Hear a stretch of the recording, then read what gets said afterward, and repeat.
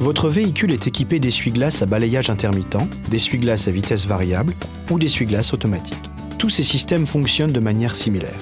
Pour activer le balayage intermittent des essuie-glaces, abaissez le levier jusqu'au premier cran. Si vous avez des essuie-glaces à balayage intermittent et à vitesse variable, tournez cette bague pour augmenter ou diminuer la vitesse. Si votre véhicule est équipé d'une commande automatique des essuie-glaces, ce premier cran constitue la position auto. Tourner cette bague augmente ou diminue la sensibilité des essuie-glaces. En position auto, le fonctionnement et la vitesse des essuie-glaces sont automatiquement ajustés en fonction de la pluie et de la vitesse du véhicule. Abaissez le levier à la position basse, le deuxième cran, pour faire fonctionner les essuie-glaces en continu à basse vitesse. Abaissez une nouvelle fois le levier jusqu'à la position haute, le troisième cran, pour un fonctionnement continu à haute vitesse. Poussez le levier jusqu'à la position brume et les essuie-glaces n'effectuent qu'un seul va-et-vient. Pour nettoyer le pare-brise, tirez le levier vers vous. Du liquide lave-glace est pulvérisé et les essuie-glaces balayent automatiquement plusieurs fois le pare-brise avant de s'arrêter. Pour désactiver le système, poussez le levier jusqu'à cette position.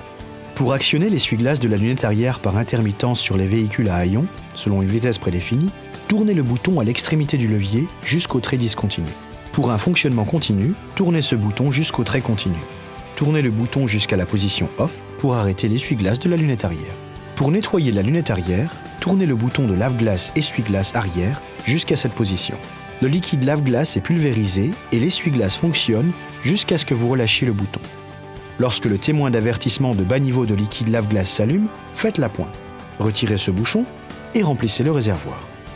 Lorsqu'il gèle, veillez à utiliser du liquide lave-glace mélangé à une solution anti-gel. Sinon, le liquide risque de geler sur votre pare-brise et altérer la visibilité. Nous vous recommandons le liquide lave-glace Mazda.